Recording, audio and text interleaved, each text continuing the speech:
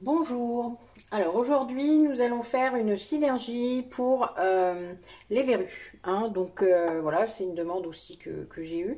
Euh, une synergie pour les verrues, ça s'applique donc en externe sur la peau. Donc on va utiliser un flacon compte-gouttes, un peu comme ceux des huiles essentielles, hein. Celui-là il est vierge. Et vous utiliserez un coton pour appliquer le mélange d'huile essentielle. Voilà. Donc, les verrues, ça vient d'un virus qui s'appelle le papillomavirus humain. Il est bénin à la base, hein, la plupart du temps d'ailleurs inoffensif. C'est juste un désagrément esthétique, on va dire.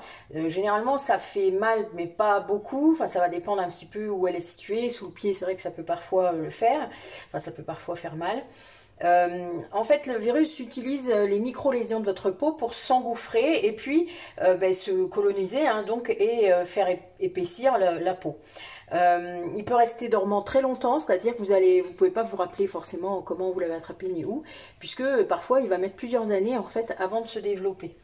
Euh, les pieds sont, vous le savez, quelque chose d'assez récurrent. C'est parce qu'en effet, c'est très humide et que ça peut faciliter le développement du virus. Ensuite, donc ça va provoquer évidemment une infection. Vous avez quand même 25% des Français qui sont touchés. C'est contagieux, donc on fait très gaffe, surtout au niveau des organes, c'est-à-dire les virus vont aller se propager dans vos organes à vous, c'est-à-dire à l'intérieur de vous. Dans la peau déjà, si c'est la peau, puis après ça va coloniser d'autres endroits. Donc ça c'est un peu compliqué du coup, puisque parfois ça revient. Quand vous la brûlez, vous n'allez pas tuer non plus tous les virus qui sont dans votre corps. J'espère que vous voyez bien un petit peu à quoi je fais allusion. Vous allez permettre à la verrue de guérir, puisqu'elle va arrêter de s'épaissir, elle va arrêter de faire mal, etc. Mais les virus qui seront allés dans votre corps, ceux-là, ils se sont échappés en quelque sorte. Ce qui veut dire que ça reviendra. Peut-être pas au même endroit, d'ailleurs, ce qui est perturbant, puisque des fois, vous allez en avoir sur la main ou je ne sais où.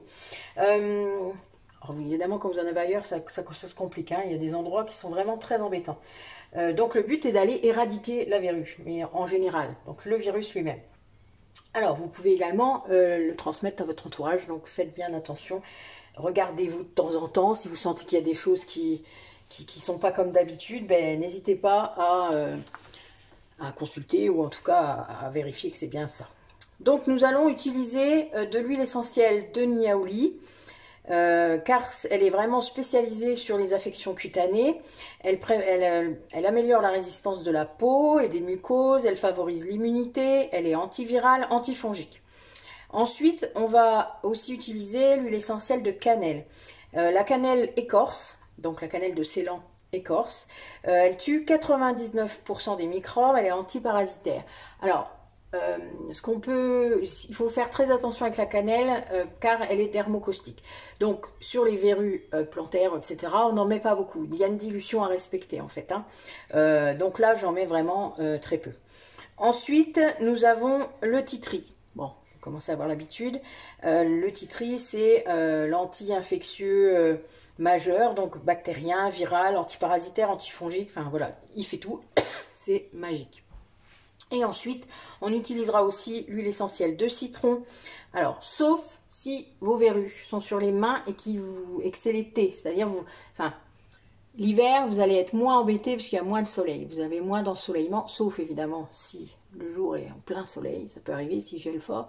Mais voilà, l'huile essentielle de citron est photosensibilisante, ce qui veut dire que vous pourriez avoir des réactions, des boutons, ce que vous voulez. Mais en attendant, c'est pas bon. Donc, si c'est un endroit qui va être caché, il n'y a aucun souci, vous pouvez mettre du citron.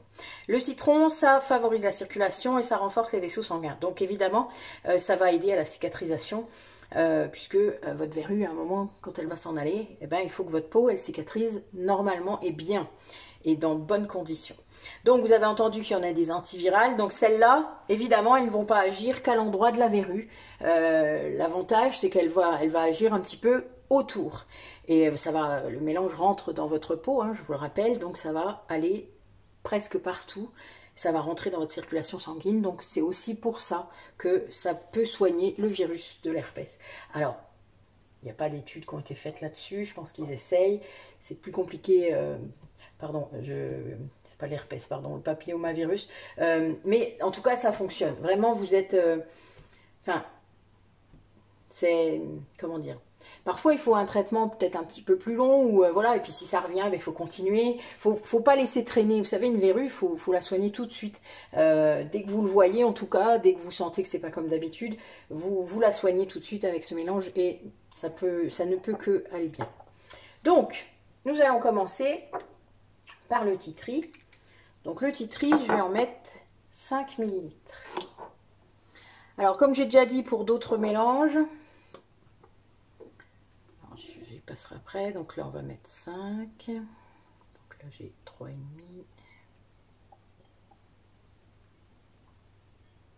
Voilà. 5 ml.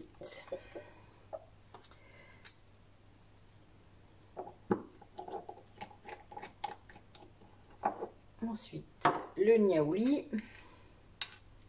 Alors, le niaouli, c'est œstrogène-like, ce qui veut dire que si vous avez un traitement hormonal dû à un cancer, substitutif, etc., vous évitez. Le but n'est pas de venir déséquilibrer vos hormones oestrogènes. Donc, voilà, ça, c'est vraiment exactement pareil. Donc, voilà, vous ne pouvez pas non plus... le but n'est pas de venir traumatiser un petit peu votre organisme, c'est de le soigner. Donc le niaouli, on peut s'en passer, mais c'est vrai que là, si vous ne l'êtes pas, c'est mieux de pouvoir en mettre. Après, il y a toujours une huile essentielle pour remplacer au besoin. N'hésitez pas à revenir vers moi si vous êtes dans ce cas-là, que je puisse vous trouver éventuellement une huile essentielle de remplacement. On peut toujours. Vous savez, l'avantage, c'est que elle se recoupe souvent, et ça, c'est très bien. Alors, la cannelle, on va en mettre un petit peu moins, je vous l'ai dit, puisqu'elle est dermocaustique.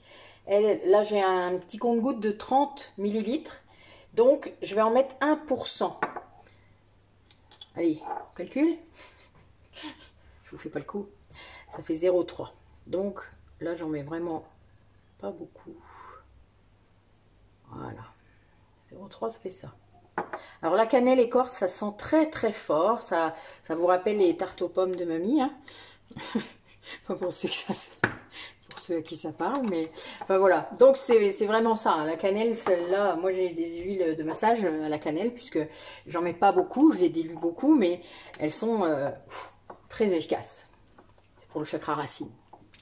Donc c'est vraiment très très très bon. Alors, donc ensuite, le citron. Donc pareil, le citron, je ne vais pas en mettre beaucoup. Je vais en mettre 0,5 pour que ce soit, que la dilution soit vraiment maximale, en gros. Pour que vous n'ayez pas de soucis au niveau photosensibilisant. Mais c'est vrai que l'huile essentielle de citron, enfin moi je l'achète en gros, hein, puisque j'en mets aussi dans mes produits d'entretien. Donc moi je l'utilise, je crois bien que c'est celle que j'utilise le plus avec la lavande et le titri, quoi. Enfin voilà, c'est pas pour rien qu'ils sont en gros, hein. Vous repérerez au fur et à mesure des vidéos, hein. J'ai des flacons d'huile essentielle, voilà, qui font 50 ml ou 100 ml. Celui-là, il fait combien? Celui-là, il fait 100 ml, mais c'est parce que je les utilise en un mois à peine ou 2 mois, c'est parti, hein. Je fais tellement de choses avec. Et ceux-là, 30 ml, c'est pas mal pour la cannelle parce que j'en utilise aussi. Mais le niaouli, bon, j'avais essayé 30 parce qu'il est moins cher aussi. Alors, donc ensuite, là, vous voyez, ça me fait jusque là. Donc, je vais diluer. Alors, je garde, je vais prendre de l'huile essentielle, pardon, de l'huile végétale. Non, je vais prendre la macadamia.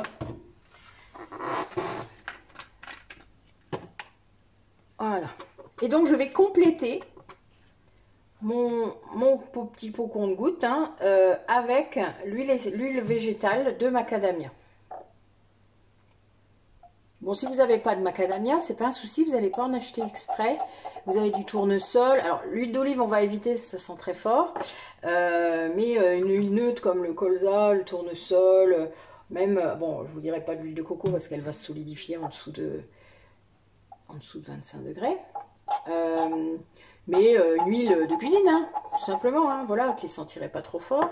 Vous pouvez l'utiliser.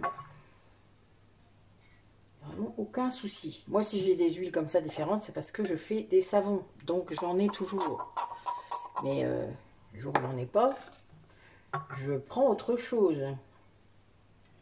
Là, en plus, on masse pas. Vous voyez, c'est pas comme pour dans un baume ou quelque chose comme ça. On n'est pas obligé d'avoir une huile très... On peut utiliser une huile neutre, quoi. Donc, vous allez sentir bon la cannelle. L'avantage, alors... là, la personne pour qui je le fais, c'est une verrue plantaire. Donc, ça tombe bien. Parce que c'est les pieds, hein, la voûte plantaire. C'est le chakra racine également. Donc, ce sont des chakras secondaires qui travaillent avec le chakra racine. Et donc, ben, ça permet, voilà, l'enraciner encore plus. C'est bien, ça va aider en plus au niveau énergétique. Magnifique. Et puisqu'il y a une dimension, je vous l'ai déjà dit dans une autre vidéo, dimension énergétique aux huiles essentielles à ne pas négliger. Voilà, donc je ferme.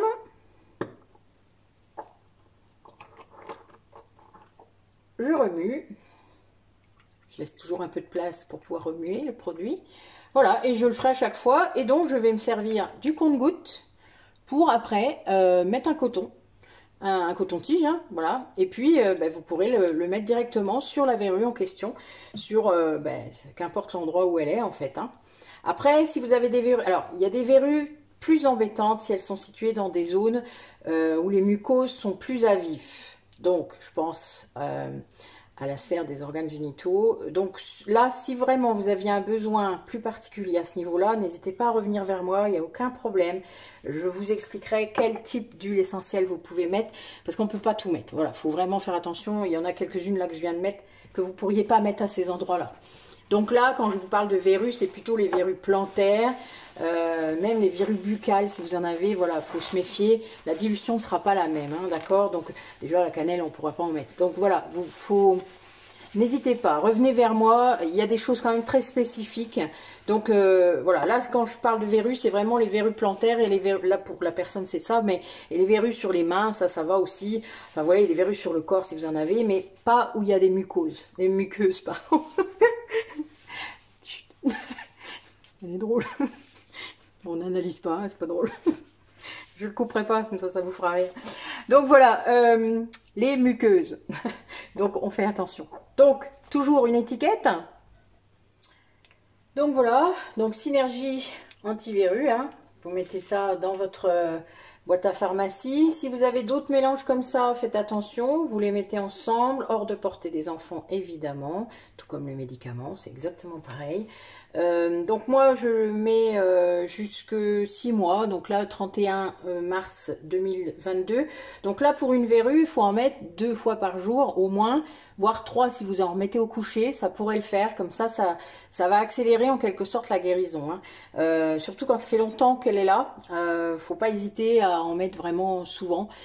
Donc 2-3 fois par jour, c'est vraiment pas un problème. Plus le week-end si vous êtes plus disponible. Mais voilà, vous n'hésitez pas à en mettre. Là, il n'y a aucun problème, surtout pour un adulte. Donc ce mélange-là, à cause de la cannelle, vous ne pouvez pas en donner plus à des enfants de moins de 6 ans. Pardon. Femmes enceintes, femmes allaitantes non plus. D'accord ? C'est pour ça que je vous disais toujours de revenir vers moi, puisque si vous avez une particularité comme ça, hein, que ce soit même là, et c'est pas le cas pour celui-là, mais si vous étiez asthmatique, épileptique, etc., il y a des choses qu'on ne peut pas utiliser. Donc il faut me le redire et je peux vous redonner éventuellement le mélange ou même vous le fabriquer. Donc il n'y a aucun souci, d'accord? Donc bah, écoutez, elle est terminée, il n'y a plus qu'à l'utiliser. Bonne journée à vous et puis à bientôt. Merci d'avoir regardé la vidéo.